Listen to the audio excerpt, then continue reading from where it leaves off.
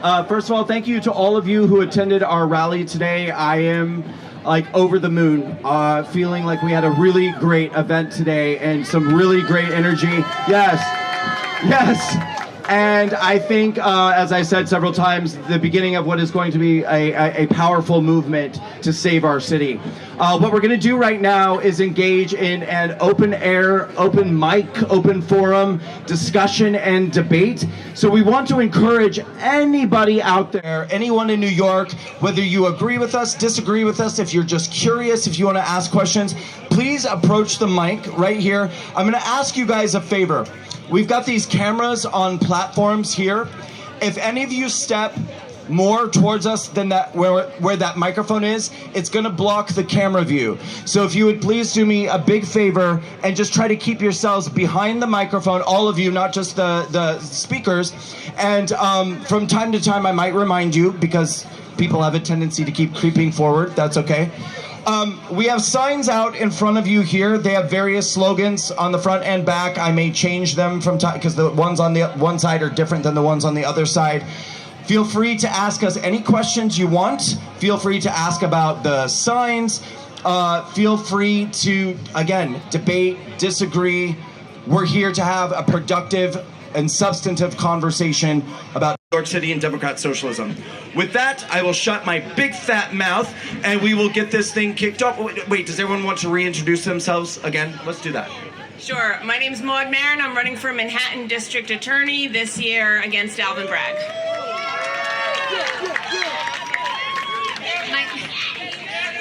My name is Brianna Lyman. I'm a reporter at The Federalist, and I'm not running for candidacy. My name is Ayali Kobe. I'm 23 years old and I'm a political commentator. And I am Brendan Straka, the founder and creator of the #WalkAway campaign. And with that, thank you. Let's kick it off. We've got a few people already lined up. Hi, first of all, my name is Rachel. I'm a New York City taxpayer. And I want to just say first, thank you so much for doing this for us. I mean, as you can see, we have a very large crowd here, and we hope to continue doing this. And with that, I'd like to ask a question to any one of you here on the panel. What was your personal turning point that made you decide to walk away from the Democratic Party? Any one of you can feel free to answer. You want to start? Sure, but I don't have a great, good, satisfying answer for you. And thanks for the enthusiasm that you think we're going to keep growing, because I agree with you about that. I'll just say it's like death by 1,000 cuts. It's just so many different things. But I am a parent. I've got 4 kids, all public school kids. My eldest boy graduated New York City public schools last year. I got 2 in high school and 1 going into 4th grade. If you have been a parent in this city fighting to make sure public schools are good the way they should be, then you've had a front row seat to how the leadership of our city right now is failing us and failing the next generation. So before we even get to all the things that Bragg has done wrong about public safety and all of the defund the police insanity that we've had to put up with, just the schools alone was enough to make me say, you haven't earned my vote. If you're not standing up for kids, you're not getting my vote. So a lot of people know my story, so I'll make it very, very brief. As I said earlier, I voted for Obama twice, voted for Hillary Clinton in 2016, and the turning point for me, I literally was one of these people crying when Donald Trump got elected. I was shattered, devastated. And so in January of 2017, which was right around the time he was about to take office, I was like raging out constantly on social media. And I went on Facebook and I posted that I would never be able to understand how anyone could vote for a man who was capable of mocking a reporter's disability in front of a cheering crowd. And that is when one person who was a staunch Christian conservative, used to babysit me when I was a baby, sent me a video and she said, look, I'm not trying to start a fight with you. I'm just asking, have you seen this? And she sent me a link to a video entitled Debunking that Trump Mocked the Disabled Reporter. And this video showed very clearly and compellingly through a compilation of footage of Donald Trump doing that same voice and that same gesture as he did that day at his rally when he was accused of mocking a reporter's disability. And it showed very conclusively that this was a bit that Donald Trump has done for years anytime he's imitating anybody because they're flailing or caught in a lie. And so what it showed me was that he was not making fun of the fact that that reporter was disabled. He was making fun of the fact that that reporter, who happened to be disabled, was caught in a lie. And it opened my eyes for the first time to go, oh my God, why did CNN and MSNBC and the New York Times, why did they make me think this thing happened that didn't happen? And it sent me on a deep dive of research for months that ultimately, when I came out of the other side of it, what I learned was Donald Trump is not my enemy. The media that I've been trusting my entire life is my enemy. And in early 2017, I walked away from the Democratic Party, the liberal media, and the ideology of liberalism, and I never looked back. And I don't think these two walked away, but you can say anything you have to say about it. I have not walked away. If anything, I've walked a little more to the right. But what I will say is that over the past year, I found out that my family came here in 1631. So if anything, I think I'm more resolute in my determination to help save America, because my family quite literally, they helped sign the Declaration of Independence. They fought in the Revolutionary War, the Civil War on the right side, and all the other ones after that. You're basically Betsy Ross. Yeah. I wish. Anything else? I also never walked away. To be brief, I believe in very basic principles of keeping cities in America safe, making them affordable, and making sure that leadership turns out to actually help the voter and not help themselves. And I think those three policies fit perfectly into this upcoming mayoral election. Awesome. Thank you. Yes, next. What's up, New York? My name is Jesus AOK News. I do independent news. I got a little simple question for y'all. I don't really like to do this talking stuff, but I just want to know, what do y'all think has really made New York go so far to the point where they even considering communism and socialism, all them little demon stuff? Great question. I don't always go down the road, but I gotta tell you this one. It's because we've been deciding our elections in the Democratic primary and not in the general election. We absolutely have to, if you're elected in this city, particularly in this borough of Manhattan, you're only ever worried about being primaried from the far left, from a DSA candidate. So you're always creeping further and further to the left. That Overton window is shifting left and left and leftward. What we need is to decide our elections in the general election, when we all vote, the independents, the Republicans, the conservatives, the Democrats, and that means we have to turn out to vote. Right? We had in the Manhattan DA election 4 years ago, there's 90,000 Republicans registered in the city. Only 10,000 of them showed up to vote. We have to change that, because if the politicians who are in office now are never worried about a challenge from their right, they will keep moving to the left, and that gets us to a Mayor Mamdani, and that's what we have to stop. I think if I agree with everything she said, and if I think that there's a lot of reasons. I'll focus on just one right now, which is, I think, largely cultural. I think when I look around here today, look, I understand, if we were leftists and I put a call out to say, everyone gather, we're going to march, or they would have 10,000 people. Obviously, we have less than that. I see that, although I think this is phenomenal what we did today. But there are a lot of us, but they make us feel like there's not. And they want to make us feel all the time like people like us are crazy or wrong or stupid. And I think a lot of people get scared into submission and they become quiet. There's a lot of New Yorkers, just like all of us, keeping their heads down. Some of them even told me today, oh my God, I love what you're doing, but don't take my picture, don't take my picture.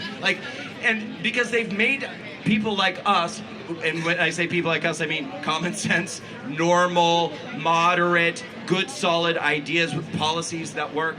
They've tried to make us feel othered in some way. And that's why I think the thing I was most excited about today was bringing people like us together and saying, we're not alone, and this is only the beginning. We're gonna build on this. And next event, I want 300 people. Then I want 500. Then I want 1,000. We're gonna build this movement, and we're gonna start making them see, you guys don't run this city. You don't run our lives. Your progressive values are not welcome with us, and we're gonna stop you guys dead in your tracks. I would just add, I think part of the problem that we see, and it's not just in New York City, I mean, this is, nationwide in blue cities and states, is young people, my generation, are both historically and financially illiterate, unfortunately, but I will say what Mamdani and other progressives do better than Republicans and Democrats is they acknowledge the problems. So one of the problems facing my generation are rising housing costs, right? And unfortunately, people of the generation of my parents and my grandparents don't realize that times have changed. This isn't 1970 where I can get a house for $15,000, right? And what progressives do is they channel that anger from young folks and they exploit that anger granted to push through socialism. But that's the way that they are captivating younger generations. So I think it's actually a responsibility of the Republican Party and your average Democrat to address the issues that young people are facing head on. And you can't just say capitalism works, because it does work, but you have to give them something tangible to say, oh, I see, it worked for me now. So there has to be better civic education, and there also has to be real results and not just, politicking. That was amazing to hear, other than my voice. Like, I agree with everything you were just saying. Thank you. All right, next. Hi guys, thank you so much. Appreciate everyone for being here today. Thank you, Brandon. My name is Katie. I'm a native New Yorker. I am a homeschool mom of 2. I am an artist, and I was raised by my Cuban grandfather who fled communism, and it's very upsetting to me to see so many in our great city clamoring for socialist policies. And what I would ask you is, and I have many of them coming to me, DMing me, asking me, well, if not Mamdani, then who? Which I give them a very easy answer to that, Curtis Lewa. But I would like to ask you all, what would you say to those who are pushing for socialism, eventually communism in the city of New York? Show me one place it's worked. Amen. Thank you. I think a perfect example is, it actually just came out in the New York Post last week, that Kansas City instituted what Zoran wants of these publicly funded grocery stores. And within 3 months of this grocery store in Kansas City, it was completely empty.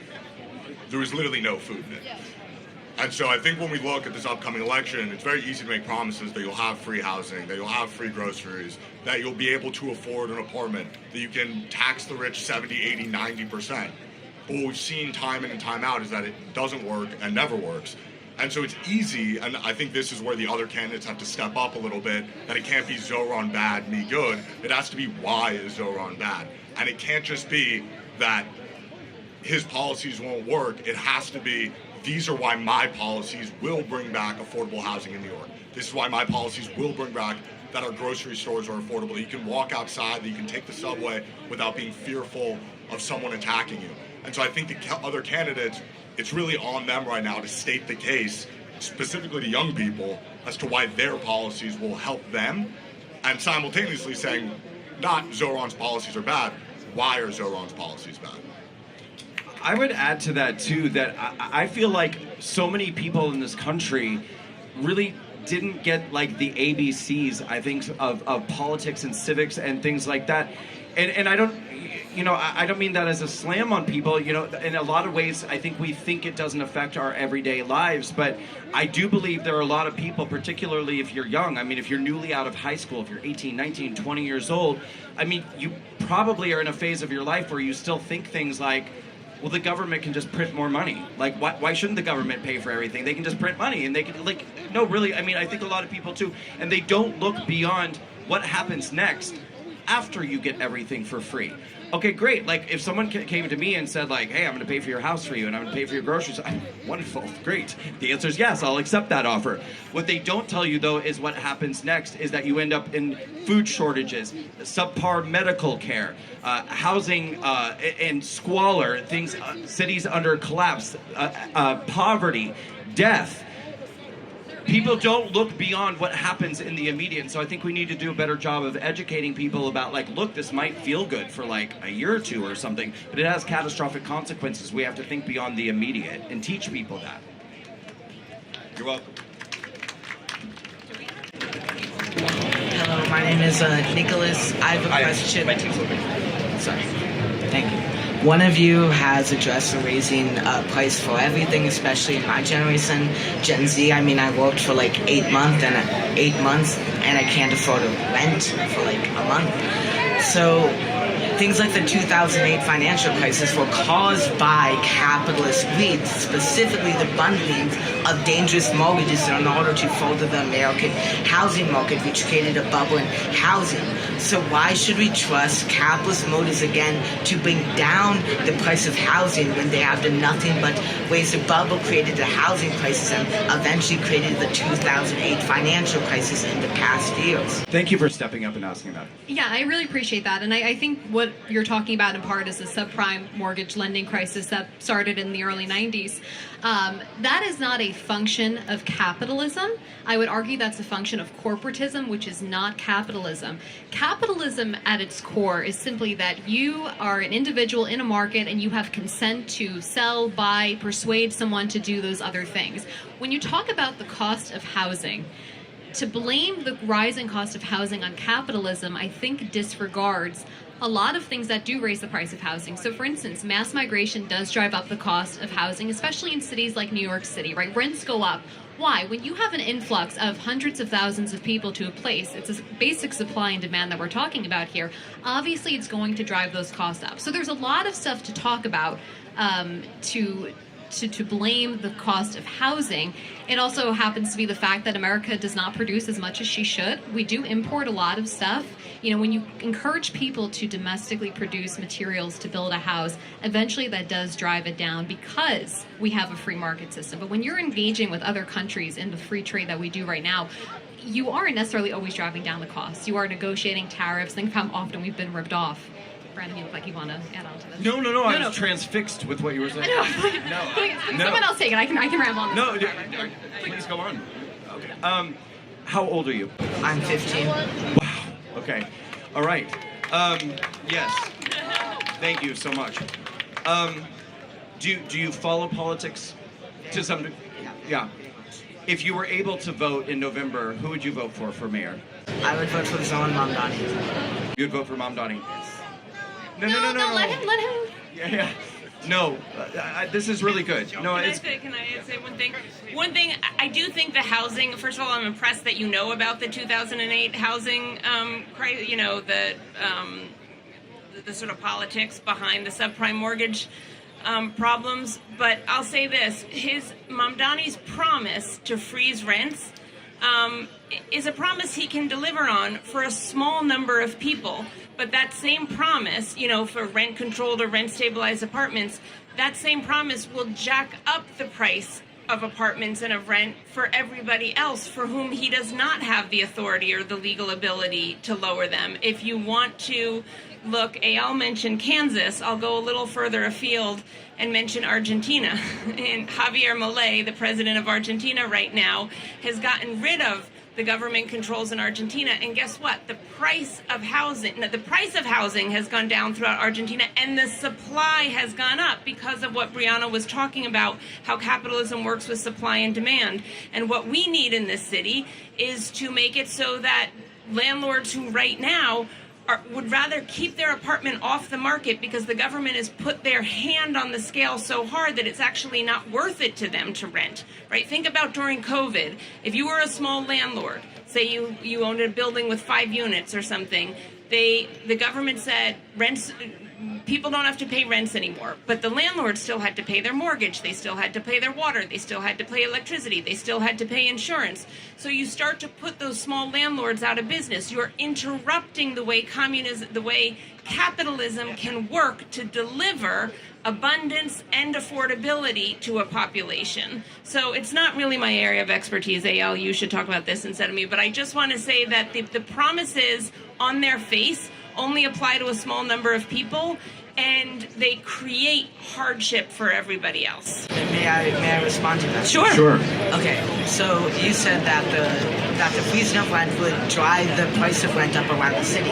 However, can you step a little closer? Yeah, sorry. How would how would that happen if you make prices more affordable for some New Yorkers, they will have more money to contribute to the local economy. Furthermore, if you couple that with Mamdani's other policies, such as the ones he agreed with Brad Lander on turning one of 4 of New York's 12 golf courses into affordable housing.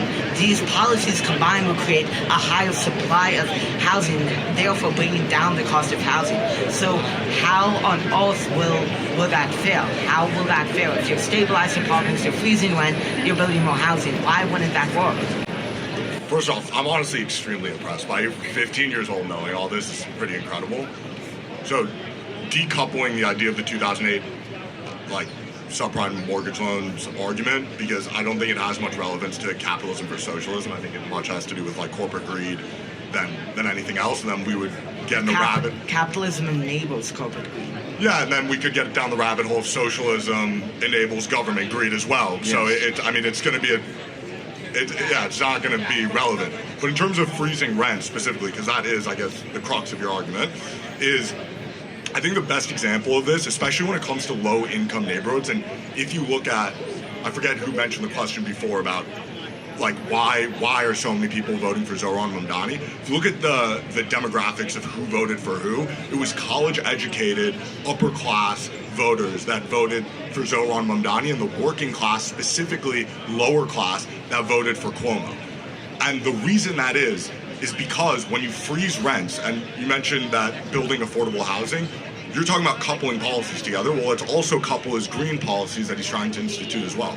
When you look at Los Angeles or California in general, their green policies have made it impossible to actually build. So you're talking about building all this affordable housing. How are you going to do that when there's 50 hoops that you have to jump through in terms of water pollution, in terms of finding contractors who meet the certain standards of... Yeah, go ahead. Sorry. So, firstly, Los Angeles and New York City are two very different cities. Los Angeles, because of housing law passed in 1947 nationwide, most of its housing is single-family homes. That means that these green policies in Los Angeles that allowed for more room for parks, because you have a maximum density you can build to, you can't build housing. So comparing Los Angeles and New York City is not a good argument, because New York City... No, because I'm not comparing quantity of apartment of units. What I'm comparing is money poured into it and the results of what happened. Yes. Los Angeles poured billions of dollars in homes, and this is online, anyone can look it up. You can look at these homes that are half finished because they're unable to complete them because they have to go through all these different green policies. And there was just a book written by Ezra Klein, who's by no means a Republican whatsoever, called Abundance, where he talks about this very issue that's happening, is that you can't have both things at once. You can't simultaneously have green policies and affordable housing. It just doesn't work. Even though that would be great if we could have both, it simply doesn't work because you have to jump through so many hoops, you have to pay so many permits. So in terms of freezing rents, which I'll get back to it beyond the green policies, is that freezing rents in general, it sounds good because the rents would be stabilized. But as already mentioned, you can't freeze rents because then the actual owners of the buildings won't be able to afford it. You can't, it's such a nonsensical idea where you raise taxes on the rich, you then have to still pay for your apartment buildings, but you're simultaneously making less money from your property. So you have to pay more in taxes, you make less money, and simultaneously you're expected to also build more apartment units. There's simply not enough money supply for this to happen, and that's also discounting the idea of all the millionaires and billionaires who live in New York who are just going to hop on their private jets and fly down to Florida and Texas where they have to pay no taxes at all. Well, this has happened before in New York City. One of the greatest mayors in New York City history, called LaGuardia, was a New Deal age socialist. What happened was he ran as a Republican, I know, but his policies reflected that of the New Deal era, and he got an airport named after him. That is irrelevant. However, what he did is something that Mamdani would build on. So what I'm saying is that... Wait, can we parse out what you mean by what Mamdani will build on in terms of his campaign and what he's actually going to do? Because those are two separate things. Because even calling him a democratic socialism, he calls himself a Marxist. So, he says, I want to seize the means of production. He says, I want to abolish private property in general. he says, I want to defund police. People say that he didn't actually say that, but then he was asked it online saying, do you mean fully defund the police or just reallocate money? He goes, no, I'm serious. I want to fully abolish the police. And so I just want to parse out whether you mean his stated policies on the campaign, where he's definitely muted down his policies, or what he actually plans on doing. I'm talking about what he actually plans on doing, because like LaGuardia, for example, he... Okay, all right. Do you mind if I just finish this? Yes, go ahead. So LaGuardia, he was a champion of public housing because of his policies that enabled a lot of public housing, which gave New Yorkers in low incomes accessible housing, like the projects like the Martin Luther King project. That was in part due to LaGuardia. So this idea that building more public housing and socialist policies in housing, it does work. But that's two different things. That's two different things that you're talking about. You're talking about freezing rents and increasing subsidized housing. Those are two completely different things. You can't, that's my point, that there's not enough money supply. You can't simultaneously freeze rents where developers, where developers make less money and then simultaneously expect those developers to invest a significant portion of their capital into public. I mean, there's literally just not enough money to go around, especially when they can always just pick up and move to a different place like Charlotte, like Miami, like Austin, Texas, where they can build their projects and at this point equal rent and make a lot better gain on their investment. Okay, I would love to debate with you, Mo, but thank you for your time. Thank you. Thank you. Yes, sir. Hi, good day. I want to first thank you, Brandon, for organizing this event. It's quite amazing. There's not a lot of stuff for us to do here in New York, so everyone here is very brave. We're going to do it a lot more. I appreciate that. And my question is going to lead into that, but after just hearing that, I have to say I'm terrified here standing in front of a statue of George Washington on a horse. If the future of America speaks like that, and his biggest issue is how he's going to get a free apartment in New York. My issue here in the city is with elections and how we're going to win them. And what I find had happened with the left, and I feel this question is for you all, but I'm directing it to Brandon, because I feel like the left has this thing where they captured culture. And with Marxism on the rise and people using democratic socialism as a way to soften the hard trail to communism, people often forget that the way they captured cultural Marxism in America was through movements like Black Lives Matter, the LGBTQIA, Free Palestine, and they soften your emotions to almost feel sympathetic to the group, so that if you're not part of that group, then you can't speak on it. So you have to learn how to navigate yourself within these communities in order to survive. And I'm just curious how you led yourself to this place where you're brave enough to stand in front of people who used to once love you and now hate you in your home. How you stand up in front of people strong in a gathering in a town where we know we're outnumbered, maybe on the books, but I do feel that if you look to like legal accounted votes, that we have a chance in this election with Curtis Sliwa. And I feel that the way, I know that this is very drawn out, that the way that the left had captured the culture was through things like cultural events, like this gathering here. This gentleman apparently who spoke before me, I'd love to know where he came from. But when I was 15, that's not what was important to me. I wanted to go to a dance party or a bar, and in this city, you don't have any dance parties or bars that you can go to with these values. You have Antifa showing up at the bar, shutting them down like Verboten. Verboten was in Brooklyn. I may be saying it wrong, but it was in Williamsburg. It was a dance club. It was closed down by radical left, Marxists that just didn't want to have a bar owned by a Trump supporter. So how do we give our other quiet, silent majority within New York the inspiration that they need to stand up in front of this crowd and do what you're doing? Mad respect to you, Brandon. Thank you. Thank you very much. I guess that's my question. How? Well, it was kind of two questions, and they were very different. Which one do you want to go with? Why am I doing this, or what do we do? What do we do? Because I feel like why you're doing it with what do we do? Please, what do we do? Like how do we talk about radical Islamic terrorism in America when people are screaming in your face and trying to get you arrested? Well, okay, so for starters, like if we were to address that specific issue, I think that we have to find a way to communicate the ideas about the things that concern us most in a way that will be received well by the other person. And I do think that the right fails at that very, very much. I even in preparation for this event and planning for this event, you know, a lot of people had a lot of ideas about what we should be saying about Mamdani, or what we should be saying, and I thought that would be great if we wanted to do a rally to attack Mamdani and make ourselves feel good, talking about what a bad guy he is and what his character and his background and all of these different things. What I want more than anything is to reach people on the other side who love him, who would vote for him if they could, or will be voting for him. Try to get inside their heads and get inside their hearts and make a connection there and say, like, look, let's see where we can find some common ground here and see if I can get some movement out of you to make you understand that I get why you believe what you believe and support what you support, but I think it's very dangerous.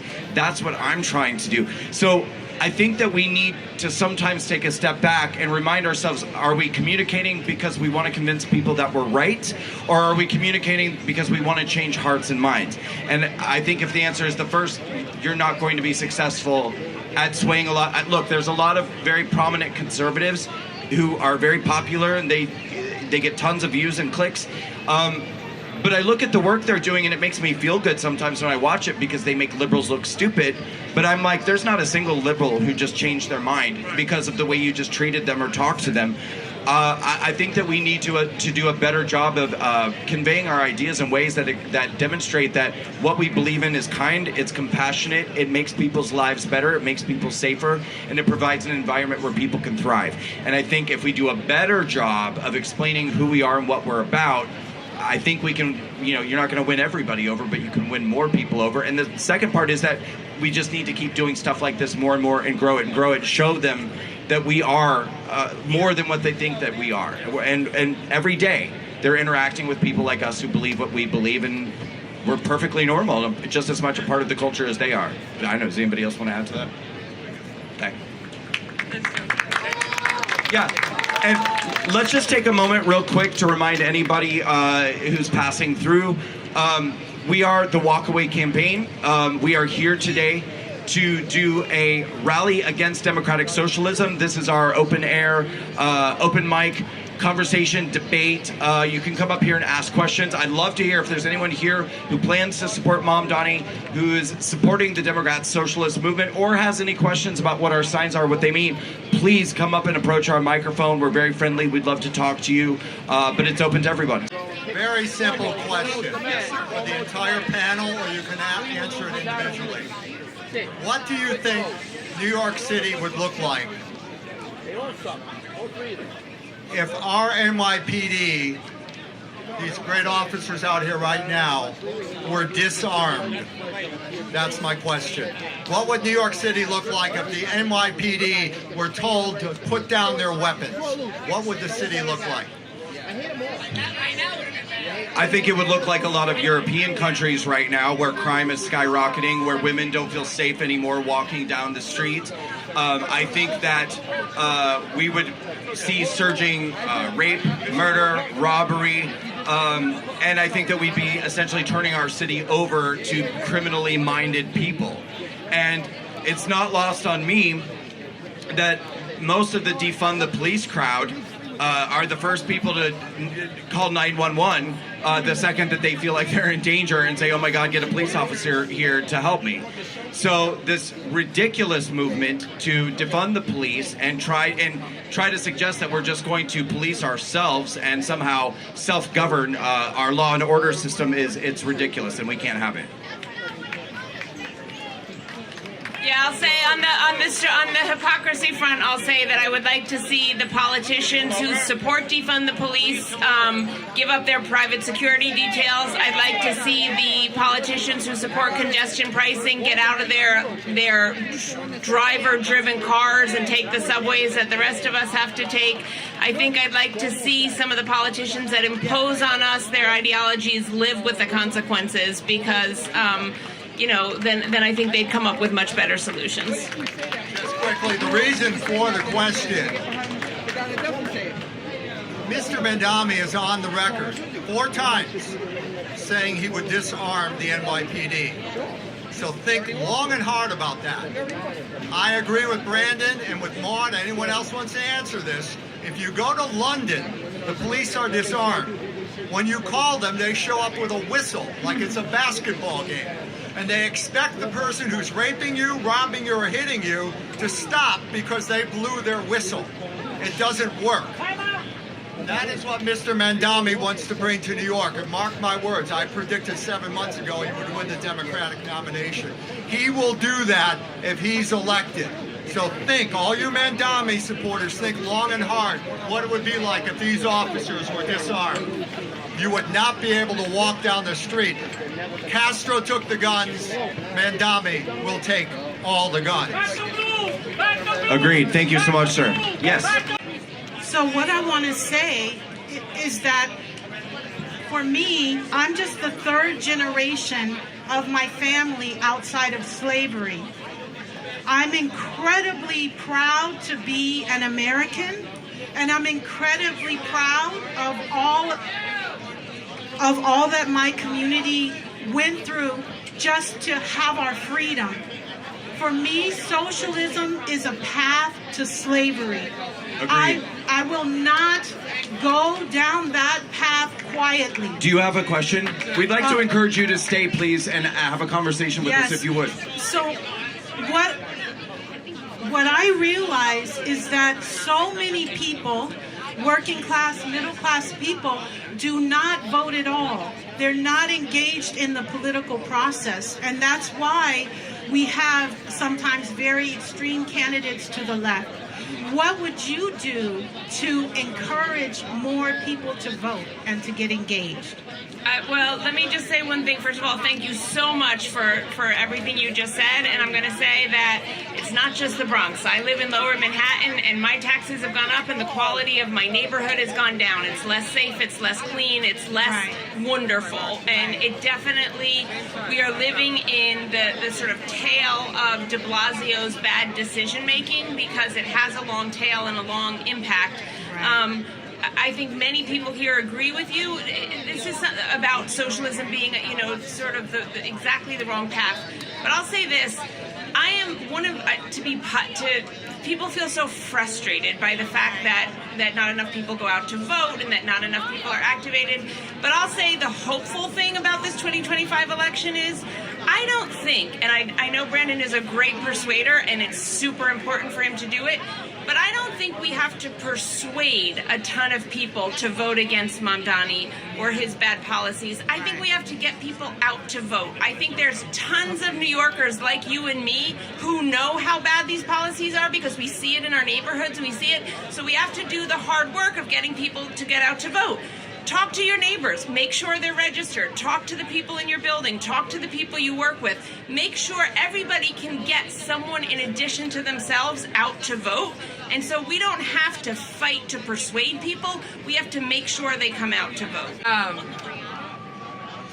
want to make sure we fully understand the definition of capitalism, because I also agree that it has its perks and it doesn't.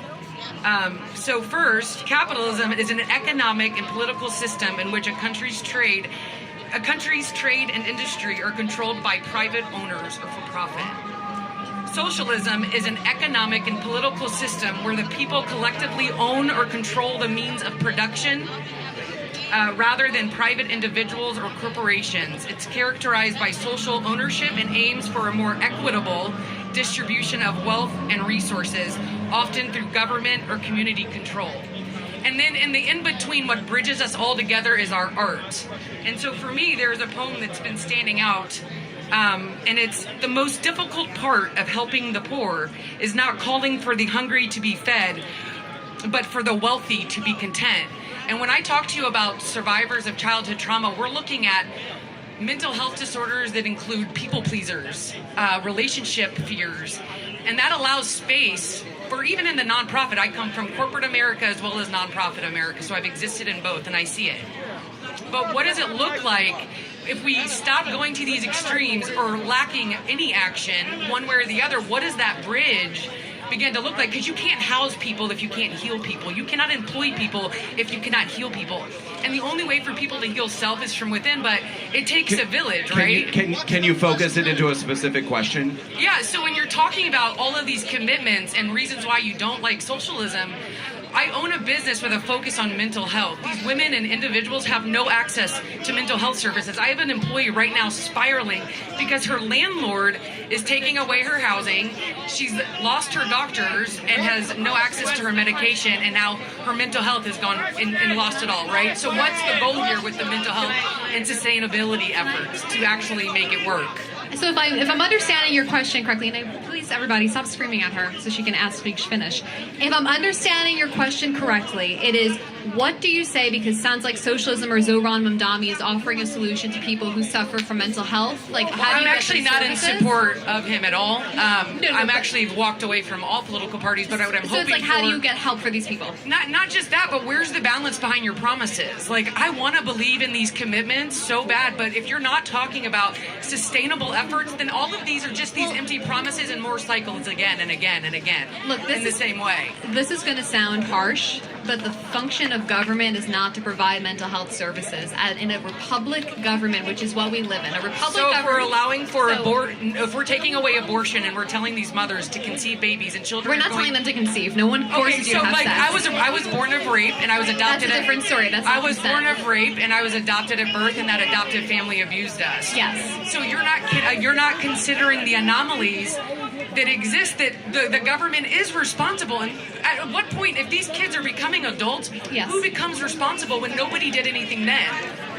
So you're saying who's responsible for the children who are a product of rape? And child abuse and like adults that don't have skills or examples of what those skills to sustainably make this work. What is that answer for you guys? How do you sustain this? Because we've talked about unhoused for forever. We've talked about all of these issues forever. I mean, there's a reason people are fighting now. They're not being heard. Like, you can see it. I'm going to jump in and just say, you said so many things and you bring up super important topics, but to sort of underscore what Brianna just said, government doesn't solve all the problems, right? And that's why we have houses of worship and not-for-profits and charities and organizations that try to solve other problems with government, but government doesn't actually solve all the problems.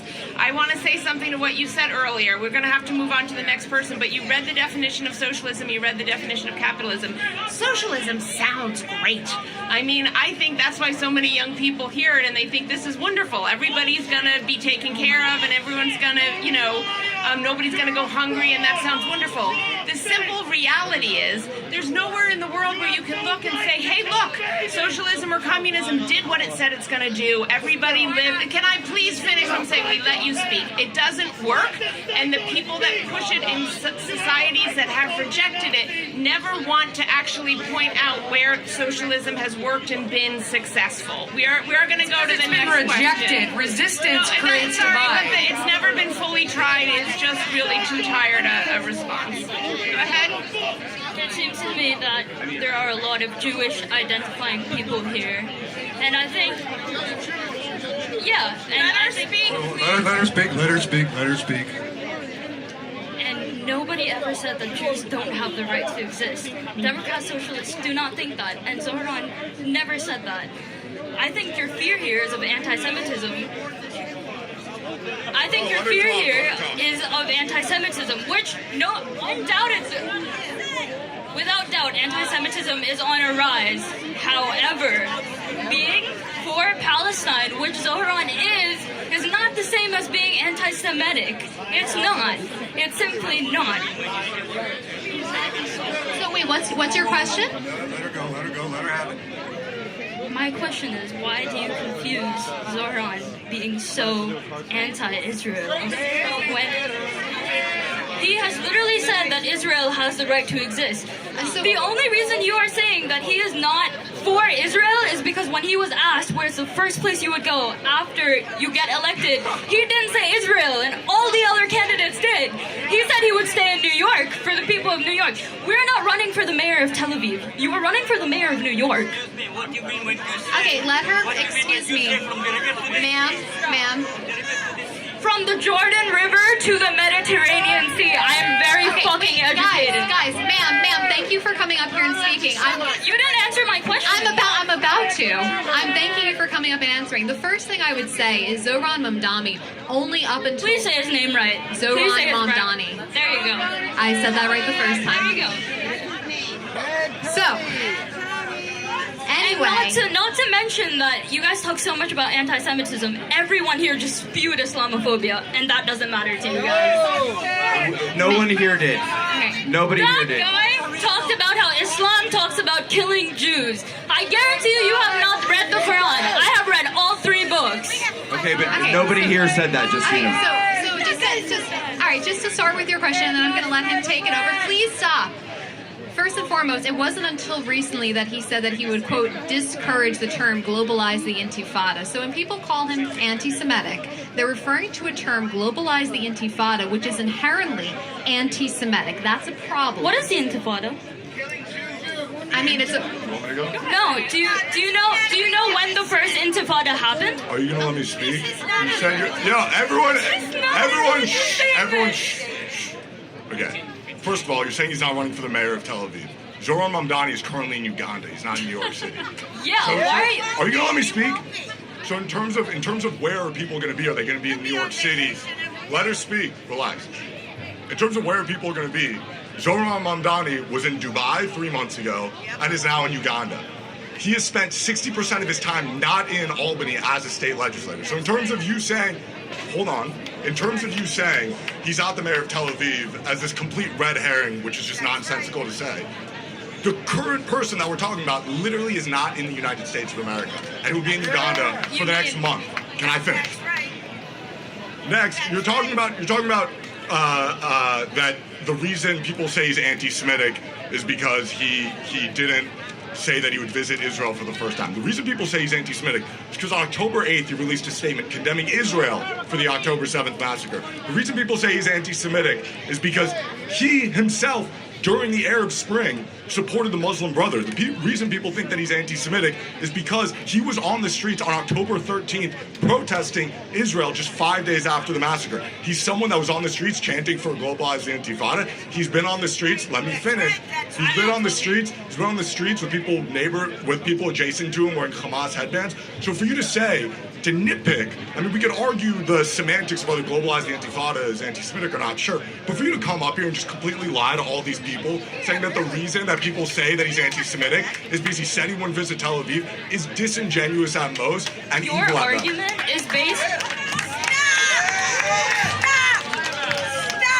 Your argument is based on the fact that he attended pro-Palestine protests, which is not the same as being anti-Semitic. It is being against the starvation of children with 17,000 people killed, children killed. It's not the same as being anti-Semitic. It's not the same as being. I support Jewish people. I support. Wait. So I'm not cutting you off. Yo, everyone, I can hold my own. Everyone, calm down. There's no reason to interrupt her. Everyone, just chill out. The pro-Israel side is not the violent side. The rallies in the streets that are beating up NYPD and taking over buildings are the one that are violent. Don't give in to it.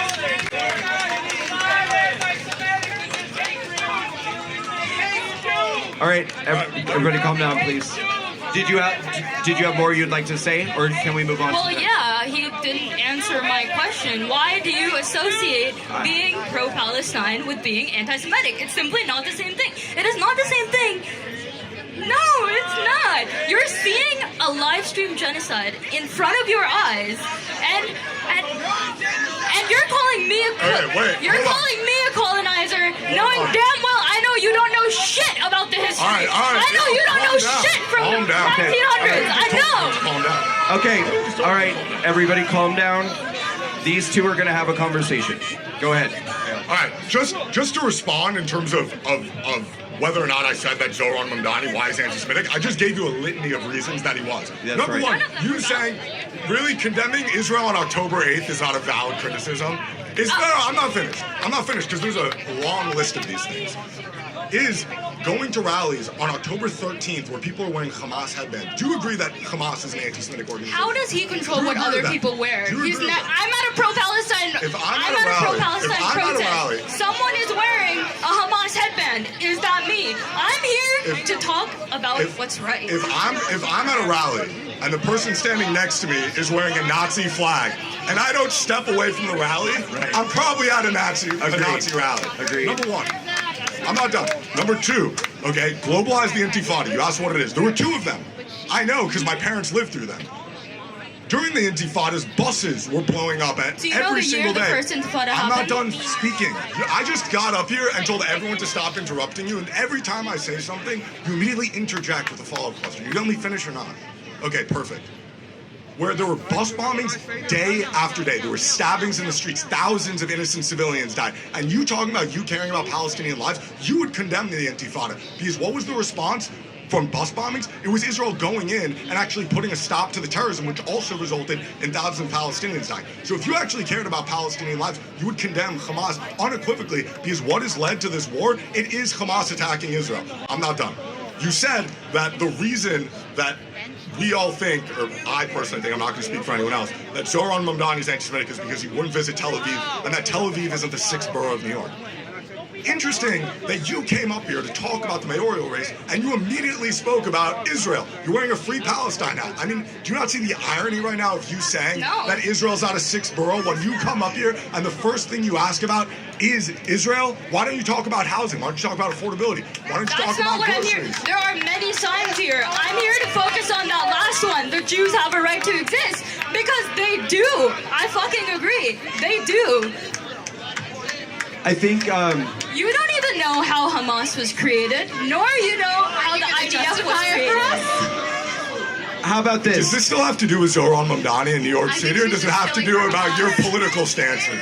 This is a political stance because everyone here thinks that Zoran is hella anti-Jewish. I don't. No. I want to be very unequivocal about what I think about Zoran Mamdani. I think Zoran Mamdani hates Jews. I think Zoran Mamdani hates Hindus. I think Zoran Mamdani hates the United States of America. I'm going to ask you for a You favor. don't know a thing about history, and you're okay with starving little kids. So Thank you very much. The purpose of this event is to hear from people who don't agree with us. That's the purpose of the event. What do you guys have to say to all the pedophile, fascist-supporting Trump supporters here that agree with you? Do you denounce them, first of all? And second of all, what do you think of it? That is my question. Very simple. Okay, so first of all, I denounce pedophilia. And second of all, From the president specifically. Can you do that? Do you denounce Donald Trump's covering up of the Epstein files and him pardoning the January 6th? That's it. I'm trying to answer you. I denounce pedophilia. I denounce fascism.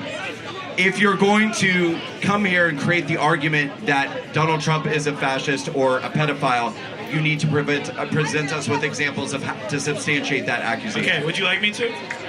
Please. So before January 6th, Donald Trump told a bunch of private citizens to falsify documents saying that they are the rightful electorates of different states in the United States, to then get Mike Pence on January 6th to sign off on those fake electorates saying that Trump won the election. That is step-by-step fascism. Then he sent a mob to the Capitol, 1,600 people to break in, assault police officers. Then, hold up guys, let me speak, free speech. Second term, pardon all of them, several of whom were pedophiles and sexual predators, and pardon them for simply political reasons because he doesn't like the look of January 6ers riot. He sent them to the Capitol to riot in an effort to overtake the United States by falsifying wrong election numbers and then getting Mike Pence to certify it, and then Mike Pence did it. That is why he's a fascist. Got it. Okay, so can I ask you a couple of questions? Please. Did Donald Trump leave office? Yes. What? Just because you tried to do fascism and failed doesn't not make you a fascist. So that's one. Next question. No. Fine. We can stick on that. Sure. What do you think? Yeah. So because he left office he was doesn't mean he he was didn't try the to do most powerful man in the world, and he's a fascist. But he left office willingly on the day that he was supposed to leave office. Yes. Still makes him a fascist. If he tries not a to very do good fascism, fascist. I don't think it's a very Fine, good fascist. he's a terrible fascist. We agree. There you go. You concede he's a fascist. Can you actually attack the underlying arguments I made? Yes, I can, because one of your other arguments was about January 6th. Yes. Stupidest argument I possibly made today. How exactly? You're right. I was there. How exactly did he encourage people to storm the Capitol on January 6th? He said, and I don't have the exact quote, so you're gonna have to forgive me here. I've got it for you. Okay, he said we have to fight like hell to get our country back. I know what you're gonna say. He said protest peacefully. This was 3 hours peacefully of speeches. and patriotically. I know, but you have to look at the rhetoric in a whole. If he says that once, and then for the past 5 months before that, spewing false information about the election being stolen, and then saying we need to fight like hell to get our country back. Rudy Giuliani before saying we need to fight with fire or something like that, fight fire with fire.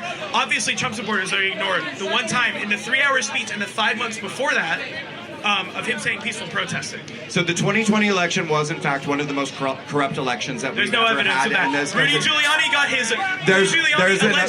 There's an abundance. There's actually an abundance of evidence Zero of that. evidence. Zero evidence. You're welcome. Explain that. Okay. Sure, go ahead. Actually, ma'am, I wish you wouldn't walk away. I have an answer to that question. So I cover Georgia elections specifically, and there is a case called Curling v. Raffensperger. Raffensperger is the Georgia Secretary of State. This is a case in which you have Democrats and Republicans who have signed on together, and the purpose of this case that has literally been in for years is that voting machines do have vulnerabilities. I'm not saying the election was stolen. What I am saying is that it is not, have you read Curling v. Raffensperger? Okay, I haven't read Curling v. Raffensperger. Okay, so anyway, Finish, please. Yes, please. Thank you. So you can come up and ask the question next. So my point is there are definitely vulnerabilities and insecurities. So to Brandon's point, when he says that the 2020 election had problems, it had problems. I'm not saying the outcome was different or changed, but to deny that there were problems in the election would be to read Curling v. Raffensperger, which Democrats and Republicans are part and party to, and say, oh, both of them are clearly in cahoots. Come on. Trump's own Secretary of State, Bill Barr, said this is the safest election in history prior to 2024. Rudy Giuliani, after taking a lot of these cases to court, got his his legal status disbarred, and then tried to argue in that case that he was allowed to lie under free speech. I haven't heard of your specific case. It could be the case that voter machines have flaws. Then they should have proven it in court. Why is it that Fox News got fined? Wait, quickly. Yeah, Why is it that Fox News got fined billions of dollars for publicly lying about Dominion lawsuit? In the Dominion lawsuit, Tucker Carlson in leaked messages is saying that Trump is an idiot. He doesn't believe this shit, and he's spewing it anyway. It is obvious that the election was not stolen whatsoever. Trump used all the lies spread by Fox News and people that are, frankly, like you guys, if you guys are Trump supporters, to steal the election, riot the Capitol, and then, walk away from it after. But he didn't steal the election, and he left office. You're right. He tried. He tried and he failed. That still means he tried. Okay, fine. Then fine. We agree. He tried to steal the election, and he tried to beat it. I explained it to you earlier. What? You need a reminder? You did it. Yeah, go ahead. I explained. He got a bunch of private citizens to falsely testify that they were the rightful electorates of different states and all the swing states. Election was? The 1960 election. Remind me, what, JFK in Hawaii? Yes, and alternate electors? Alternate electors, yeah, they were both rightfully certified. And then they worked it out in the Supreme Court. But you can have alternate electors. You can have alternate electors if the Supreme Court says that it's valid, which they did. The Supreme Court never said any of this was valid. They didn't say it wasn't valid either. Because they didn't get to hear on it because they knew it was such bullshit. That case reached the Supreme Court because there were merits. I can't get into the specific case because there were merits and disagreement on a very close swing state. In this, it was a blowout. Georgia, Atlanta, all of it, Georgia, Arizona, all these swing states. It was a blowout. Trump did not win. That's why they need to get false fucking private citizens to testify. It's not the same thing. Okay, it's not the same thing. That's why none of you guys have a response to it. I win. Let's advance a little bit here. Okay, so Please. your evidence that Donald Trump is a fascist is that he told people to march peacefully and patriotically to the Capitol on January 6th. Okay, you ignore what I said. Wait, can I interrupt because you ignore what I said? He voluntarily left office on the day he was supposed to leave. These are your two smoking gun examples. No. Can we now? I love you. We talked earlier. Okay, you ignored everything I just said. You realize that, right? I said so much. I said, I acknowledge that he said peaceful once, but we have 5 months of him saying the exact opposite thing. Sowing violence in this country. You guys love violence. I hate it. I hate violence.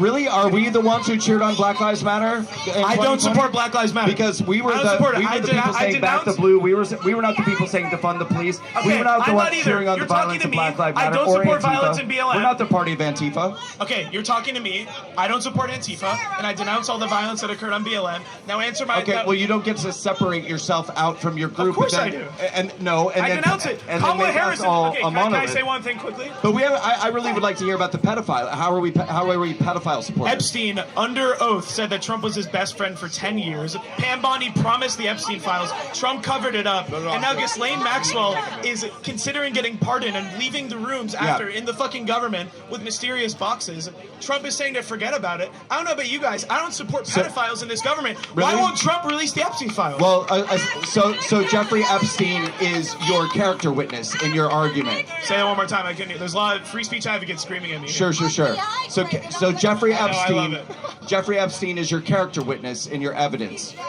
Yes. He's such a good person of such upstanding background that when Jeffrey Epstein says something, you automatically assume that that's true. No, there's photos of him with him. I And use Bill a Clinton plethora with of him too, evidence. so now what? Yeah. If Bill Clinton's a pedophile, arrest him. It's that easy. Right, but Here's the can I difference. ask- Can I say the difference real Sure, quick? sure. The difference is when there's violence on the Democrat side, I denounce it. When there's violence on the Republican side, you guys bend down. What violence? And I just explained. What do you mean? 1,600 Capitol, whatever. Sorry, protesters invaded the Capitol, assaulted police officers, then got pardoned for it. That is Very few people assaulted police officers. Very, very few. And I condemn that. Okay, fine. And So- we condemn that. I so condemn that too. you condemn Yeah. Trump pardoning all the people that committed violent crimes on January 6th. If He did. somebody- He if pardoned. somebody He was pardoned. violently attacking an officer, then yes. Does that satisfy you? Sorry, I was getting someone screamed at. I was getting screamed at. All If right. someone So you denounce Trump pardoning January 6ers. No, I denounce. Violent ones. If someone attacked someone violently and the case was proven fairly, then they should not have been pardoned. Okay, so you disagree with a lot of Trump's policies. I'm glad you conceded that. Well, Thank we're not you. in a cult, despite what It's a lot of beautiful. people like you think. But I will say, I was asking for all. Are you but guys look, we supporting can find Trump? some common ground here. Give it to me, Brandon. I'm here for it. We can find some common ground here. I haven't been happy. Brandon, I can't hear you. I can't hear you because everyone's talking to me. No worries. I said we can find some common ground here. Can everyone back up, please? Also, if please, you guys want please. me to rotate off, I've been on for a long. I don't want to. Because I don't like the way that the Epstein files have been handled That's great. up until this point. I do believe that people deserve transparency. I do believe that we deserve to know what's going on. And I think that enough people in the MAGA movement have made enough noise that they have recognized that they can't simply move on from this. We have to have transparency. And from what we're being told right now, and believe me, I'm going to keep a very close eye on it because, again, I haven't been happy with the way it's been handled. Perfect. We're being told that we're going to get more transparency and more answers. If we don't, I'm going to make a lot of noise about it because I think you and I love that. Thank me you, Brandon. too, but be careful what you wish for because Okay. I think a lot of your heroes are going to end up being on that list. I don't have any heroes. Bill Clinton is not my hero. Anyone on that list Well, is not my hero. who are your heroes? Are you just a nihilist? My hero is Joe Biden and Kamala Harris. Wait, are you As trolling? major infrastructure, I'm not trolling. I can list the accomplishments. I don't want to take up people's no, time. That's fine. Can I ask you one question? Ask me a question. If Joe I don't want Biden, free speech, by the way. All these people are trying to censor me. Party of free speech. Party of free speech. if Joe I love you. Biden is your hero, Yes. how do you feel about the fact? I can't hear you. They're talking. Guys, let him finish his question and he'll step down. I'm listening to the speaker. I'm listening to the speaker. I will debate Okay. every one of you guys. Ladies and gentlemen, we're being. I love it. You gotta let him finish though. Ladies and gentlemen, we're being told that it is time to wrap up our event by the lead detective who permitted our event, and I'm going to respect that. I love you guys. Thank you for letting me speak, Brandon. Thank you Good for luck with the rest of coming. the event. Thank you, officers. So listen, I love you guys. Bye bye. we love you too. Thank Get out of you for here. coming. So, Thank you for talking. ladies and gentlemen, we have to wrap up right now. But let me just say a couple things. But Brandon, I just got here. Let me. Who said that? Me. Kevin. Oh, Kevin. Hey, thanks for being here. Hey, it was so great meeting Kevin, you. we'll do this. All right, so listen, I want to say a couple things. First of all, I think the rally today was a fantastic success. I'm very, very glad that we did this. I think it was an amazing event. We're going to continue to do it again. I want to build on this. Next time, everyone come out, bring 5 friends with you, and we're going to build on this movement. The debate, I think, has left some room for improvement. But I also think that we've had some good conversations here today. I'm definitely going to put some thought into how we can make it better next time. We can make it more productive. But I do want to remind everyone the purpose is to engage in dialogue with people who don't agree with us. And that's not always easy. It's not always pleasant. But we're going to do better next time. I thought it was good, but we're going to do much better next time. I love you all. Thank you all so much for coming out. Really amazing. Please be checking your email from us. Check text messages from us. We will be doing this again soon. I love you all. Let's defeat socialism. Let's make sure that we protect our city and save New York. Thank you all so much for coming out today. Thank you.